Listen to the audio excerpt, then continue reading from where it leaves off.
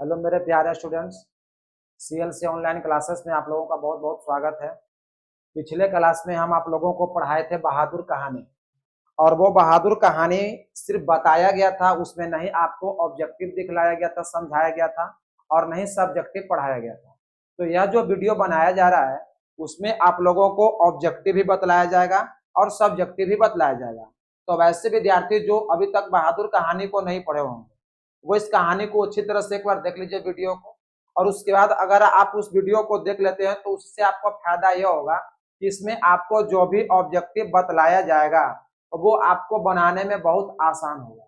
यानी वो वीडियो के आधार पर यह वीडियो बनाया गया है, उसके आधार पर है। उसको अगर पढ़ लेते हैं तो उससे पढ़ने के बाद इसमें जितना भी ऑब्जेक्टिव दिया जा रहा है, जैसा कि पहला है, अगर इस प्रकार से और भी ऑब्जेक्टिव दिया गया है तो आपको जो भी प्रश्न हम पूछेंगे या आप देखेंगे तो एक बार में आप उत्तर बता सकते हैं कि इस प्रश्न का उत्तर क्या होगा।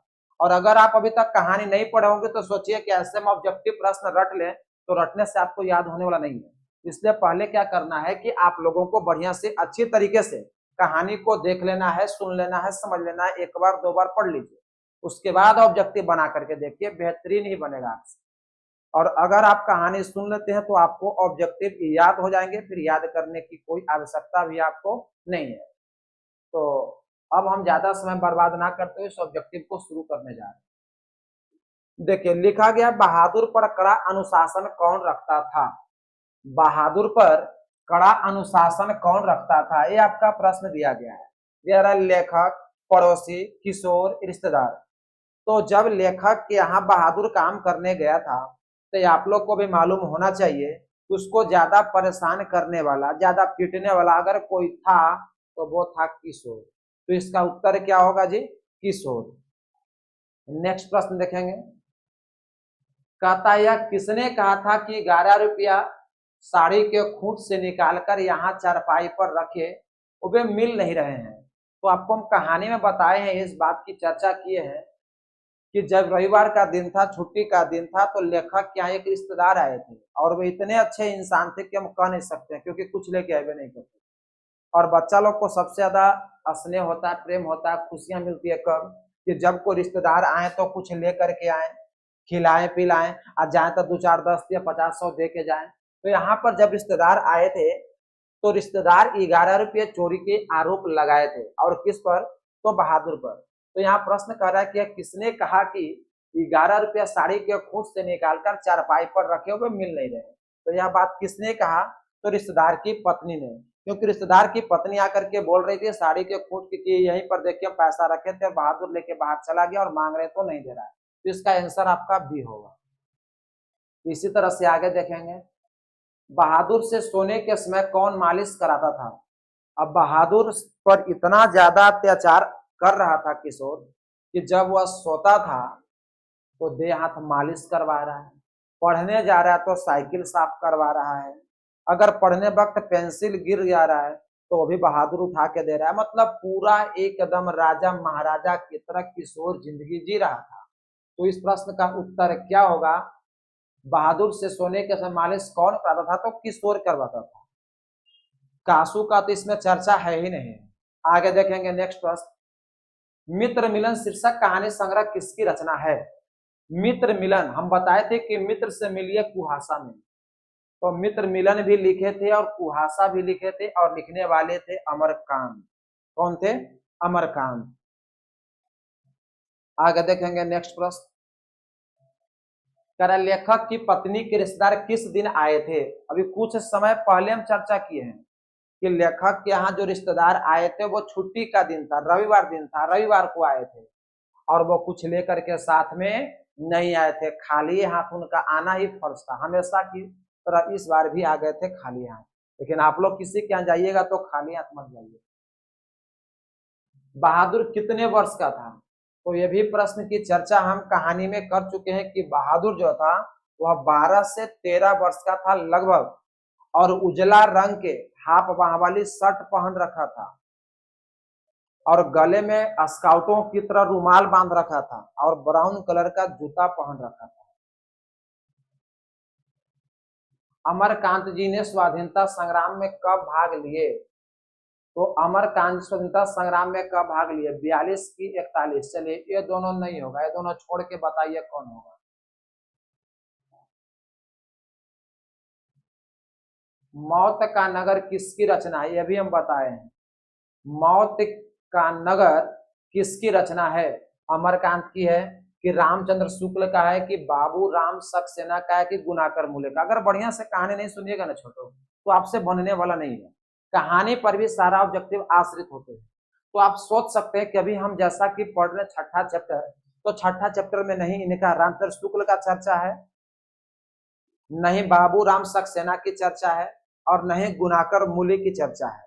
अगर इसमें चर्चा है तो अमरकांत जी का, तो इसका आंसर आपका ए आने वाला है। आगे देखिए नेक्स्ट प्रश्न। कहता है बीच की दीवार किसकी रचना है? उसी तरह से अगर इसके बारे में भी आंसर सोचें तो आंसर यही आएगा। आगे देखिए 10वां प्रश्न। 9 2 11 होने मुहावरे का अर्थ क्या होता है? तो व्याकरण से भी क्वेश्चन है। 9 2 11 होना, भाग जाना, ये तो आप लोग जानते ही होंगे, बहुत हल्का प्रश्न है और व्याकरण में पढ़ने के लिए मिला भी होगा और बहुत बार प्रश्न ऐसा एग्जाम में पूछा भी गया है। काफी ज्यादा हल्का प्रश्न है। मार के डर से लड़का रात भर कहाँ छिपा रहा? तो सुने होंगे, अब कहिएगा कहानी में चर्चा कहाँ है सर? तो हम बताए थे कि बहादुर जब भैंस चराने के लिए गया था उनकी माँ, अपनी माँ के कहला पर, तो इनकी माँ जब थे इसको पीटे थे कब? जब जंगल में लड़का भैंस को पीटा था तब। तो जो लड़का था रात पर पिटा करके जंगले में छिपा रह गया क्योंकि इनको माँ इनको साथ में लेकर के आए नहीं थे। तो माँ के डर से लड़का रात भर कहाँ छिपा रहा? तो जंगले में रह गया था। विद्यालय में कोई रात भर रहेगा? हॉस्टल हो रहा है। लड़के के हांडिया से निकले कितने रुपए निकाले? ये अभी हम बताए थे कहानी में कि लड़का जब पिटा करके घर पर आया तो देखा कि मिट्टी का बर्तन है और उस बर्तन में 2 रुपया था और उस बर्तन में से 2 रुपया निकाला और निकाल करके लेकर के लड़का क्या कर गया? तो चला गया। और कहाँ चला गया? तो नेपाल वाला बस पकड़ा, गोरखपुर शहर वाला, और गोरखपुर शहर में चला गया। तो 2 रुपया आंसर इसका होगा। इस मोहल्ले में बहुत लोग रहते हैं। तो जब निर्मला बतला रही थी, लेखक बतला रहे थे कि जब तुमको कोई बुलाने के लिए आएगा, कुछ काम करने के लिए कहेगा तो मत करिएगा, क्योंकि इस मोहल्ले में बहुत तुच्छ लोग रहते हैं, बहुत धनी लोग। क्योंकि धनी तो अपने आप को मान रहे थे कि हमारा ऐसा कोई आदमी है ही नहीं। देखिए 14वां नंबर प्रश्न, 1 से लेकर 14 प्रश्न हम लोग कर चुके हैं। 14वां नंबर प्रश्न कहता है कि बहादुर तुमको अपनी माँ की याद आती है? ऐसा कौन पूछता है? तो लेखक से यानी यहाँ पर पूछा गया बहादुर से कि आपको माँ की याद आती है या नहीं आती है? बताइए। लेखक पूछे थे कि निर्मला की, किशोर, किनमें से कोई नहीं। ये भी चर्चा कहानी में किया गया। काफी हल्का प्रश्न है। 1 2 गो प्रश्न छोड़ देते हैं ताकि आप बनाइए, कमेंट बॉक्स में इसका आंसर दीजिए, ताकि हमें भी समझ में आए कि आप लोग कितने ज्यादा पढ़ते हैं, कितने ज्यादा मेहनत कर रहे हैं। ऐसा नहीं कि टाइम पास कर रहे हैं। टाइम पास करने से बाबू रिजल्ट आने वाला नहीं है। कर बहादुर लेखक को क्या कहकर संबोधित करता था?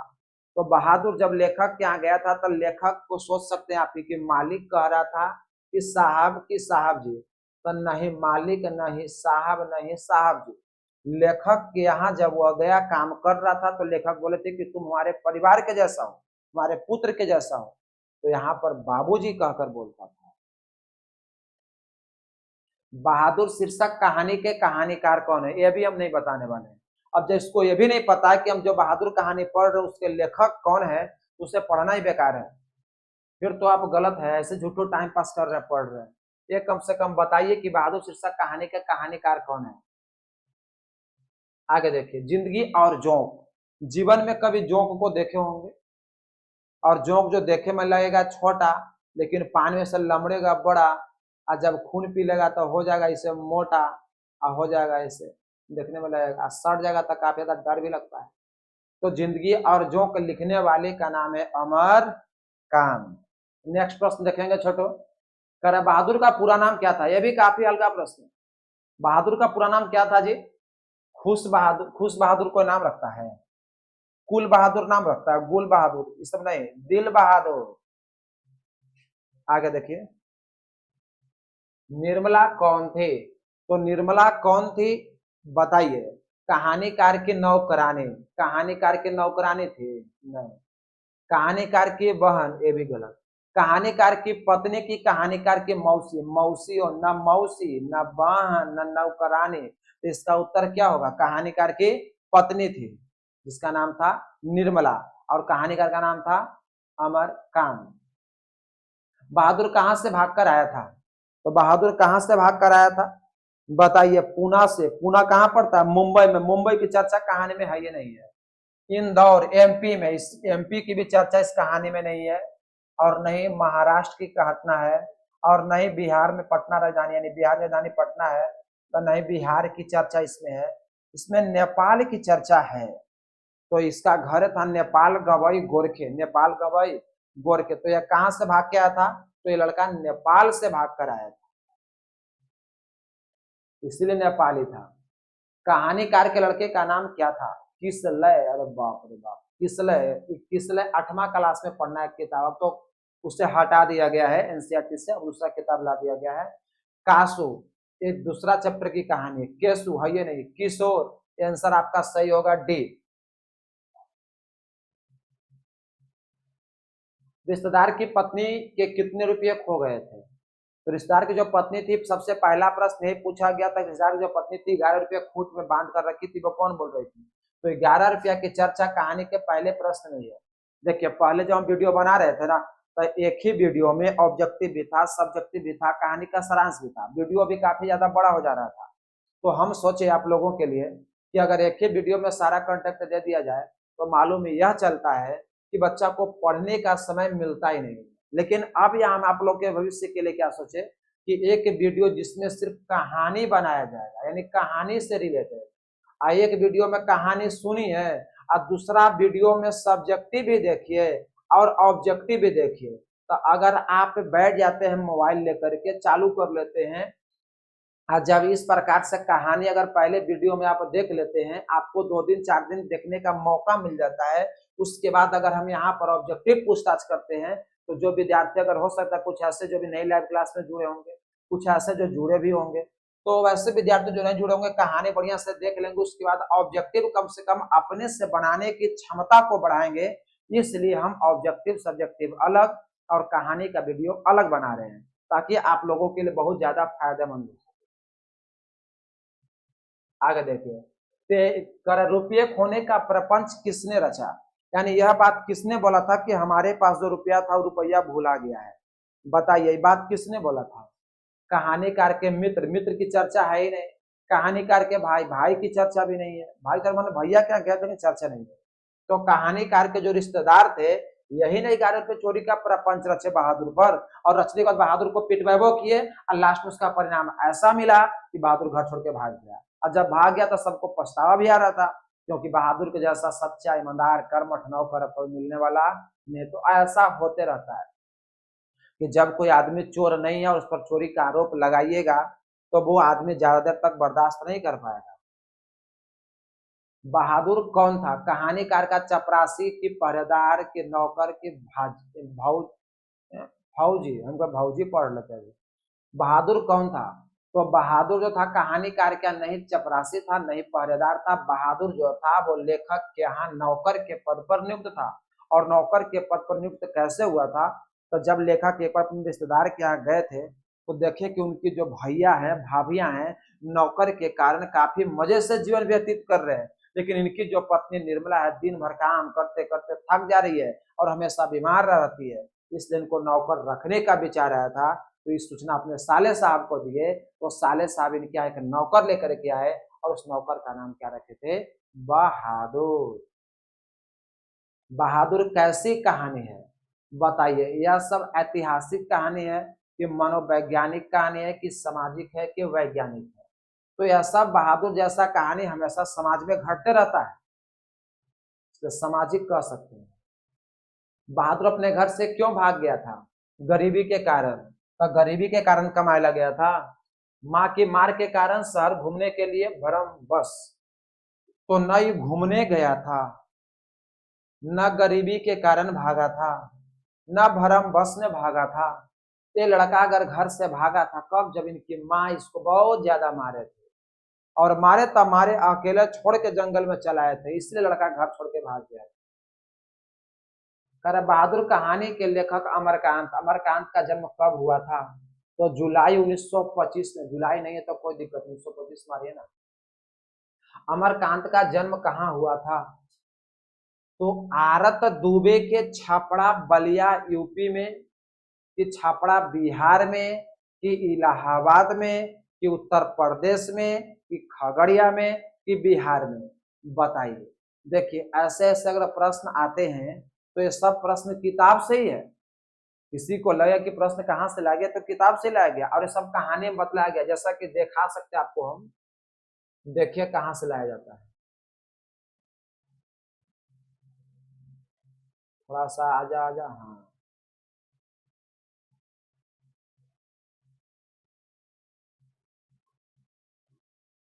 देखिए 1925 बताए थे, बलिया बताए, इलाहाबाद में मृत्यु इनका हुआ था। हम्म।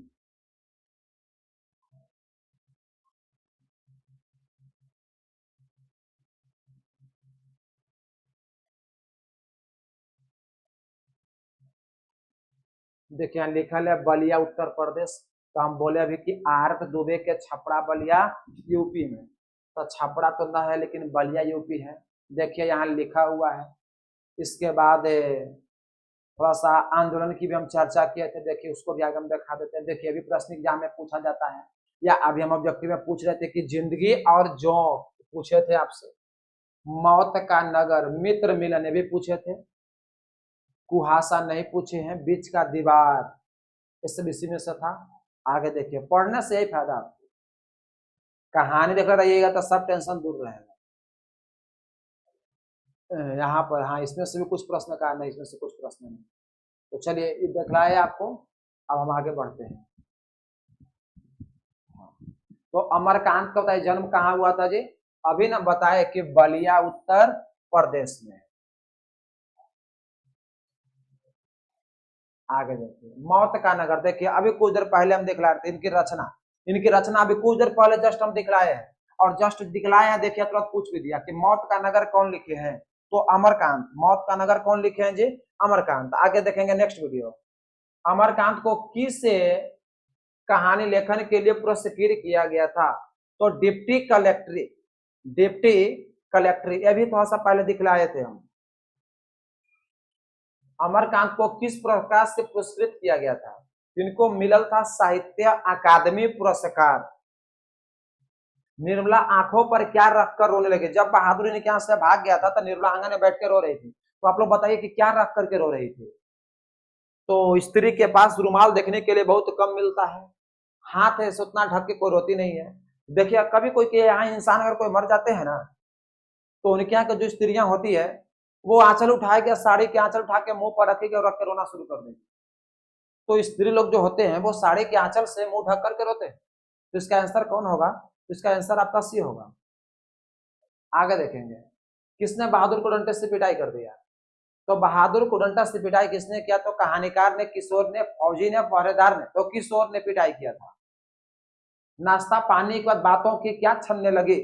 जब रिश्तेदार आए थे तो नाश्ता पानी करवाया गया था, और नाश्ता पानी करवाने के बाद वहां पर देहरादूनी चावल और रेहू मछली की व्यवस्था हो रही थी, और साथे साथे क्या छनने लगी?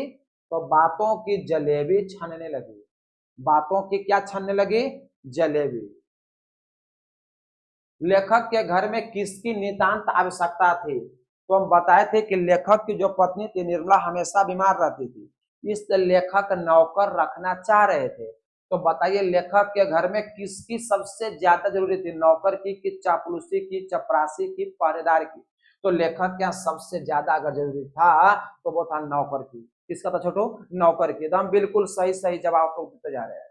आप लोग कोशिश करिए कि जितना बेहतरीन हो सके तैयारी करिए, अच्छा से अच्छा नंबर लाइए, हमारा भी नाम रोशन करिए, अपना भी नाम रोशन करिए। बहादुर लेखक की पत्नी निर्मला को किस रूप में देखता था? तो बहादुर जो था लेखक की पत्नी, जिनका नाम था निर्मला, उसे किस रूप में देखता था बहादुर? देवी के रूप में, कि बहन के रूप में? तो सोचिए कि जब ये लड़का लेखक को पिताजी मान रहा है तो उनकी पत्नी को न देवी मान सकता है, और लेखक की पत्नी को नहीं बहन मान सकता है। न भाभी मान सकता है। तो वो माना तो क्या माना, तो लेखक की पत्नी निर्मला को वो माँ के रूप में मान रहा था, और लेखक को पिता के जी के रूप में, और जो किशोर था उसे भैया के रूप में। कह रहा जहां प्रतिष्ठा नहीं वहां क्या रहना, यह बात किसके मन में उत्पन्न हुई। तो सोचिए कि जब ये बात किसके मन में उत्पन्न हुआ, तो इसकी चर्चा हम कर देते हैं। जब ये बहादुर गया था, लेखक क्या काम कर रहा था, रिश्तेदार आए और उसकी पिटाई कर दिए, और लेखक की पिटाई कर दिए, निर्मला भी पीट दी, किशोर भला बुरा पीट ही दिया। तो लड़का को लगा कि हमारे ऊपर अब किसी का विश्वास नहीं है। तो ऐसे भी जहां प्रतिष्ठा नहीं होता है वहां रहना भी नहीं चाहिए। यह बात किसके मन में आया था, तो यह बात किशोर के मन में आया था, कि निर्मला के मन में आया था, कि बहादुर के मन में आया था, कि लेखक के मन में आया था। तो बताइए, यहाँ पर हम ये कह सकते हैं कि यहाँ पर यह जो प्रश्न आया था बहादुर के मन में आया था। बहादुर के मन में इसलिए आया क्योंकि जब बहादुर को सब लोग पीट दिए तो बहादुर यही बात सोच करके लेखक यहाँ से भाग गया। इसलिए इसका आंसर क्या होगा जी, सी। बोले तो बहादुर। आगे देखिए, बहादुर लेखक के घर से अचानक क्यों चला गया। दूसरी नौकरी मिल जाने के कारण, माँ की याद आने के कारण, स्वयं के प्रति लेखक तथा उसके घर वालों के व्यवहार में आए परिवर्तन के कारण, तो सभी न इसको दूसरा नौकरी मिला था, न इसको माँ की याद आ रहा था, और न उपयुक्त सही था। ऑप्शन सी सही था। स्वयं ने अपने आप के प्रति यह देखा कि हमारा प्रति लोगों के जो व्यवहार है उसमें काफी ज्यादा परिवर्तन हो गया है, हमें लोग पीट रहे हैं, हम पर विश्वास नहीं है, तो इसीलिए लड़का घर छोड़ के चला गया। तो इसका आंसर सी होगा।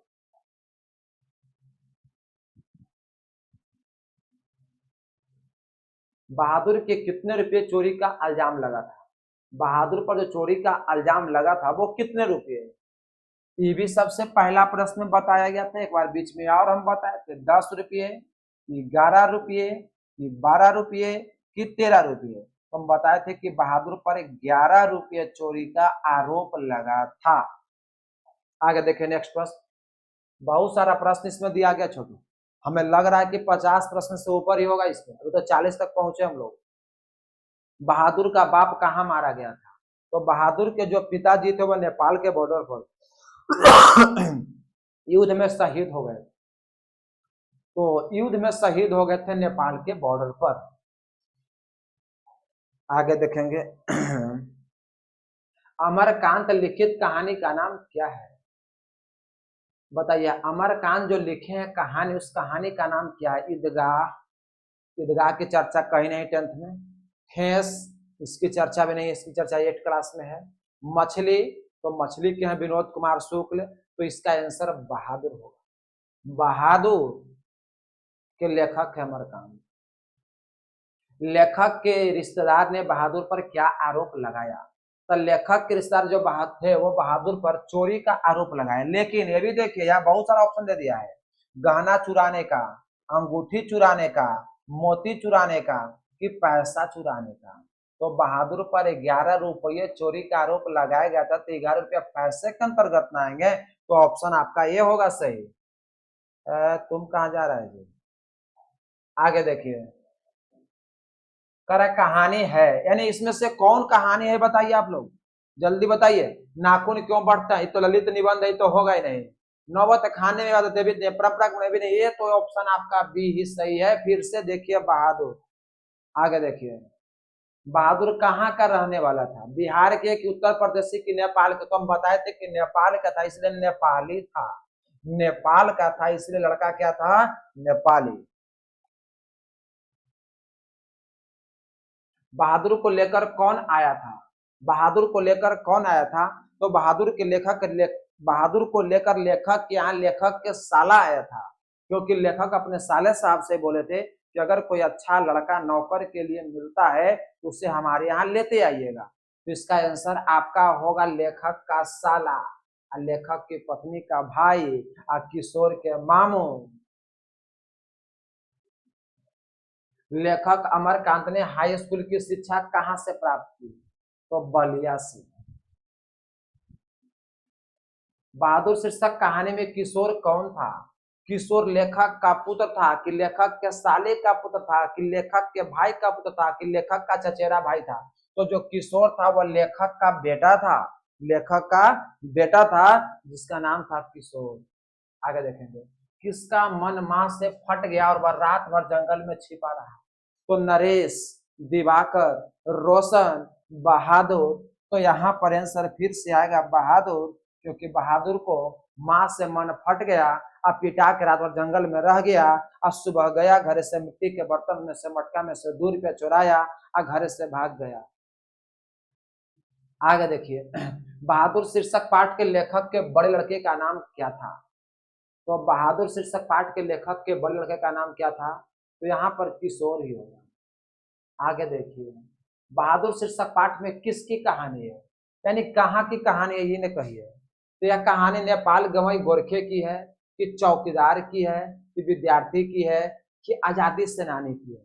तो यह नेपाल गवई गोरखे की कहानी है। सूखा पत्ता, देखिए फिर पूछ दिया जी रचना वाला, सूखा पत्ता कौन लिखे हैं। तो सूखा पत्ता लिखने वाले थे अमर कांत। अमर कांत ये लिखे थे सूखा पत्ता मौत का लोभ। अरे बाप रे बाप, खत्म हो गया ऑब्जेक्टिव। देखिए ऑब्जेक्टिव यहाँ 50 के आसपास, 50 है ना, 52 गो ऑब्जेक्टिव आपको हम क्लियर करवा चुके हैं। सोचिए कि अगर 50 से मान के चलते हैं तो 50 गुने अगर 29-30 किया जाए तो 1000+ आपके ऑब्जेक्टिव क्लियर हो जाएंगे।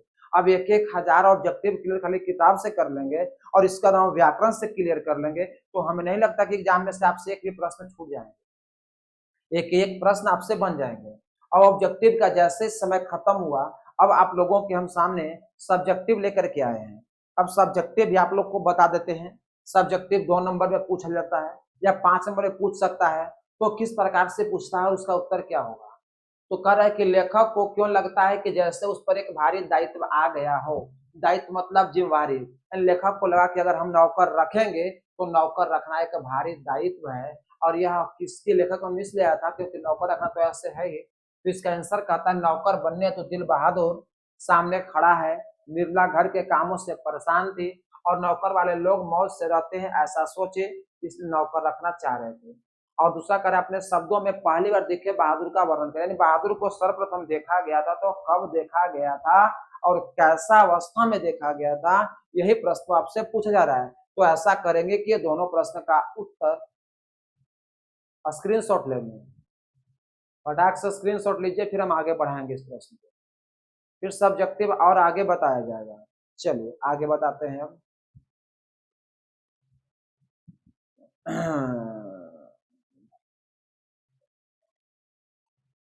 देखिए कह रहा है कि लेखक को क्यों लगता है कि नौकर रखना बहुत जरूरी हो गया था। तो हम बताए थे कि लेखक जब अपने भैया के यहाँ गए थे, भाभी के यहाँ देखे, तो सोचे कि और भैया हैं भाभी हैं बड़े आराम से जीवन व्यतीत कर रहे हैं नौकर के कारण, अगर हम भी नौकर रखते हैं तो निर्मला जो दिन भर काम करते रहते परेशान रहती है, बीमार रहती है, वो सुधर जाएगी, वो ठीक हो जाएगी, यही सोच के नौकर रखना चाह रहे। और साले साहब लेखक को कौन सा किस्सा असाधारण विस्तार रूप से सुनना पड़ा। तो बहादुर का वह किस्सा असाधारण विस्तार से सुनना पड़ा जो नेपाल छोड़ के भारत आने का किस्सा है। अरे स्क्रीनशॉट लेने का मौका नहीं दिया, आप इससे भी स्क्रीनशॉट लीजिए छोटे, हम आगे बढ़ाएंगे वीडियो को। आगे बढ़ाया जाए, आगे बढ़ाया जाए। देखिए कहता है बहादुर के नाम से दिल शब्द क्यों उड़ा दिया गया था। तो लेखक की पत्नी जो निर्मला थी ना, वो दिन भर काम करते करते कमजोर हो गई थी और उसे दिल बहादुर नाम से बुलाने में ज्यादा समय लगती थी। तो सोचते थे कि लड़का दिल से बहादुर है, ये है, शरीर से बहादुर है, ये है, और क्षमता भी काफी ज्यादा बहादुर सा है ही, तो इसे दिल बहादुर नाम से क्यों बुलाए, उससे अच्छा किससे बहादुर नाम से पुकारते हैं। इसलिए दिल बहादुर नाम से ना बुलाकर इसे बहादुर नाम से लेखक की पत्नी बुलाती। और अगला कह रहा है कि उसकी हंसी बड़ी कोमल मीठी थी जैसे फूल की पंखुड़ियां बिखर गई हो। तो यह इसलिए बताया गया कि जब लेखक बाहर से दफ्तर से लौट कर आते थे और आने के बाद जब दिन भर की एक एक घटना बहादुर लेखक के सामने इस प्रकार से कहता था कि लेखक तो हंसवे करते थे, उनके परिवार के लोग सब लोग इस प्रकार से हंसते थे कि जैसा लगता था कि उसकी हंसी इतनी कोमल इतनी मीठी है कि सब लोग फूल की पंखुड़ियां की तरह बिखर गए हों। बहुत अच्छा लगता था लोगों को हंसना।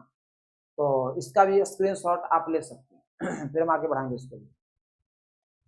हाँ देखिए, एक बात और हम बताना भूल गए हैं, व्याख्या करने के लिए जब भी देगा ना तो आपका 5 नंबर में देगा, और 5 नंबर देता है तो आपको प्रस्तुत पंक्तियां पहले लिखना पड़ता है। जब तक प्रस्तुत पंक्तियां नहीं लिखिएगा व्याख्या करने वाला प्रश्न गलत हो जाएंगे।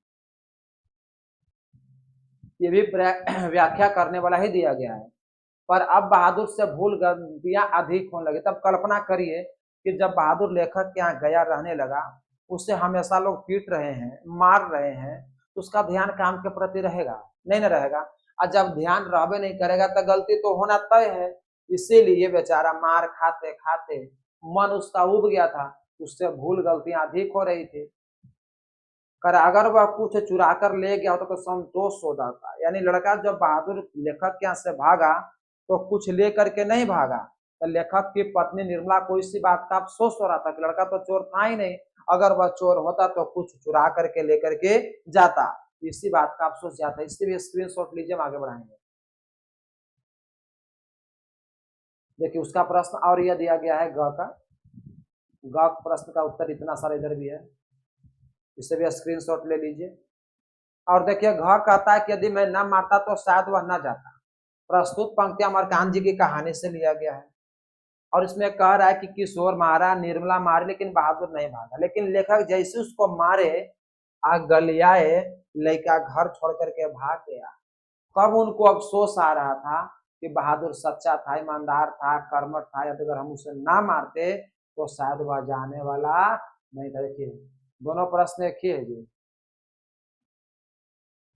आगे देखिए 8वां प्रश्न, करा काम धाम कर रात को अपने बिस्तर पर गए बहादुर का लेखक किन शब्दों में चित्रण करता है, चित्र के आधार पर आशय स्पष्ट करें। तो बताए थे कि बहादुर जब दिन भर काम करता था, रात में जब बिस्तर पर अपने सोने के लिए आता था तो अपने झोले से एक ताश की गड्डी निकालता था, नेपाली टोपी निकालता था जो बाईं ओर झुकी होती थी, और ऐनक में देख करके हंसता था। साथ ही पत्थर के टुकड़े थे, ब्लेड थे, कागज के नाव थे, ये सब से खेलता, 2-4 वो गाना वाना गाता, फिर आराम से सो जाता। उतारेंगे, इसे भी स्क्रीनशॉट लेंगे। आगे बढ़ते हैं। लिखने के लिए हम टाइम देंगे ना तब मालूम चलेगा 2 घंटा लग रहा है पढ़ाने में, उतना टाइम लोगों के पास आजकल है ही नहीं। बहादुर के आने से लेखक के घर परिवार के सदस्यों पर कैसा प्रभाव पड़ा। तब बहादुर जब आया लेखक के यहाँ तो उनके परिवार के लोग खुश थे ना, मोहल्ला के लोग तो तुच्छ समझ रहे थे, और ये भी कर दे सीधे मुंह तो बात भी नहीं कर रहे थे, ढंग से बोलते भी नहीं थे, पड़ोसियों को कुछ कुछ बोल रहे थे। इसको भी स्क्रीनशॉट लेंगे, स्क्रीनशॉट लिए आगे बढ़ाया जाए। अब कह रहा बहादुर पर ही चोरी का आरोप क्यों लगाया जाता है, उस आरोप का क्या असर हुआ। देखिए यह प्रश्न है, एक ही कलर से है, आप लोग भूल नहीं जाएंगे कि प्रश्न कौन है। तो बहादुर पर चोरी का आरोप क्यों लगाया गया, इस प्रश्न का उत्तर तो साफ है कि बहादुर नौकर है, और आजकल के नौकर पर लोग विश्वास ही नहीं रखते, फिर बहादुर को कौन विश्वास रखेगा। इस सोच करके लेखक की जो पत्नी यानी जो रिश्तेदार की पत्नी थी बहादुर पर आरोप लगा दिए, और लगा के उसको पिटवा दिया, पिटवा दिया लड़का छोड़ करके घर द्वार चला गया। आगे देखेंगे, कह रहा घर आए रिश्तेदारों ने कैसा प्रपंच रचा, उसका क्या परिणाम मिला। बताइए जी, आप लोग बिल्कुल हल्का प्रश्न है। जब लेखक के घर पर रिश्तेदार आए थे तो कैसा प्रपंच रचे, तो 11 रुपया चोरी का प्रपंच रचा कि नहीं, और रचा तो क्या उसका परिणाम मिला। परिणाम यह मिला कि लड़का घर छोड़ करके भाग गया, तो उसका परिणाम यही नहीं मिला कि पीटे से ही फायदा हुआ कि लड़का घर छोड़ के चला गया। और बहादुर के चले जाने सबको पछतावा क्यों होता है, तो बहादुर जब चल जाएगा, सोचिए कि जो सच्चा आदमी है, ईमानदार आदमी है, कर्मठ आदमी है, और ऐसा आदमी अगर घर छोड़ के चला जाता है गलती आरोप लगने के कारण, तो पछतावा तो होगा ही होगा। तो बहादुर ईमानदार था, कर्मठ नौकर था, और ऐसा इनको मिलेगा नहीं। अपन तनख्वाह भी छोड़ के गया, कपड़ा भी छोड़ के गया, इसीलिए सबको अफसोस ज्यादा हो रहा था। स्क्रीनशॉट ले लिए, आगे बढ़ाया जाए। करा बहादुर किशोर निर्मला कथावाचक का चरित्र चित्रण कर, यानी बहादुर के बारे में बताना है, किशोर के बारे में बताना है, निर्मला के बारे में बताना है, और लेखक के बारे में बताना है। तो बहादुर देख करके देखिए डैश दिया गया है, कितना सारा जो लिखल है बहादुर के बारे में लिखा गया है। इसके बाद आगे देखेंगे किशोर लिख करके डैश दिया गया है, कुछ किशोर के बारे में लिखा गया है, आगे कुछ निर्मला के बारे में लिखा जाएगा, फिर कुछ कथावाचक के बारे में लिखा जाएगा। तो इस प्रश्न का उत्तर आप स्क्रीनशॉट ले लिए, हम आगे बढ़ाएं छोटो। जय भगवान। देखिए निर्मला के बारे में लिखा गया है अमरकांत, क्योंकि रचनाकार का नाम तो अमरकांत ही था ना। तो देखिए यहाँ पर निर्मला लिख करके डैश दिया गया है और यहाँ पर अमरकांत लिख करके डैश दिया गया है, क्योंकि इनके बारे में भी पूछा गया था तो इनके बारे में बताया गया। इससे भी स्क्रीनशॉट लेंगे, आगे बढ़ाते हैं हम। अब कह रहा है 15 में कि निर्मला को बहादुर के चले जाने पर किस बात का अफसोस हुआ।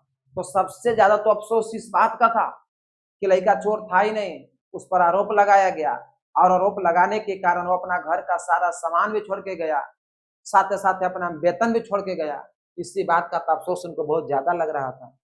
कहानी छोटा मुंह बड़ी बात करती है, इस दृष्टि से बहादुर कहानी पर विचार करें तो कहानी भी कविता जैसा छोटा मुंह बड़ी बात कह डाले, क्योंकि बहादुर कहानी भी समाज की या यानी सार्थकता के बारे में बताता है कि मध्यम वर्ग के लोग उच्च वर्ग के लोग के अनुचर तो होते हैं, लेकिन उनकी वास्तविकता तो यह है कि मध्यम वर्गीय परिवार वालों उच्च वर्गीय लोगों की राह पर चलने आते ही नहीं। यानी जो निम्न वर्ग के लोग होते हैं वो उच्च वर्ग के लोगों जैसा चल नहीं पाते हैं, और मध्यम वर्ग के लोग में नौकरों के प्रति उदारता अभाव होता है, जिससे कारण नौकर टिक नहीं पाता। यह कहानी यह भी कहती है कि मनुष्य प्रेम मान चाहता है, और जहाँ पर प्रेम होता है, सम्मान मिलता है, तो वहाँ पैसा का कोई महत्व नहीं होता। वहाँ आदमी काम धाम अच्छा से करता है, मन से करता है। यानी धरती पर सबसे बड़ा है आदमी का व्यवहार, विचार, बोली। जहाँ ठीक लगेगा वहाँ आदमी रहेगा, नहीं लगेगा आदमी नहीं रहेगा। इससे भी स्क्रीनशॉट लीजिए, आगे बढ़ाते हैं मेरे प्यारे स्टूडेंट्स। अब देखिए थोड़ा सा और है, फिर खत्म होने वाला है। कह रहा बहादुर शीर्षक कहानी की सार्थकता पर विचार करे, लेखक ने शीर्षक का नौकर क्यों ही रखा, शीर्षक नौकर क्यों नहीं रखा। कह रहे बहादुर शीर्षक की सार्थकता, क्योंकि नौकर बहादुर है और वो नौकर की तरह काम नहीं करता, और परिवार के सदस्य की तरह काम कर रहा था। क्योंकि जब निर्मला बीमार थी तो घर में बिस्तर पर खाना पहुंचाना, दवाई पहुंचाना, पानी पहुंचाना, नौकर जैसा व्यवहार रखता ही नहीं था। और मान इज्जत चाहता था, पैसा नहीं। नौकर तनख्वाह के लिए नौकरी करता है, यदि पैसा उन्हें नहीं मिलता होता, नौकर मालिक यहाँ चोरी करता। बहादुर उन पर विपरीत था।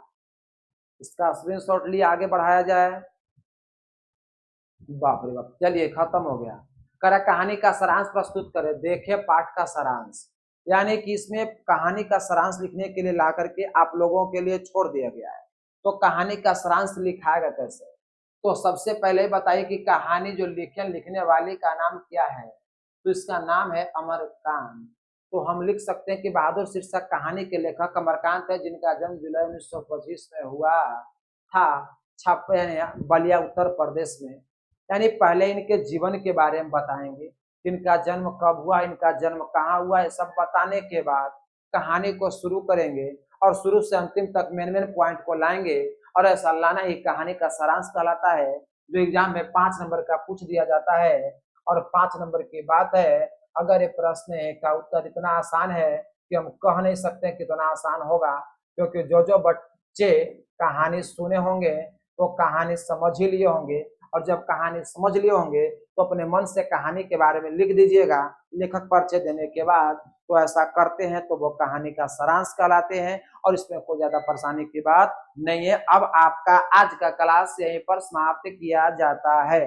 फिर हम मिलेंगे अगले क्लास में आपके 7वां चैप्टर के लेकर, जिसका नाम है परंपरा का मूल्यांकन। तो 7वां चैप्टर अगले दिन पढ़ाया जाएगा। आज के लिए इतना ही सेवा, धन्यवाद जो आप लोग देर तक बने रहे।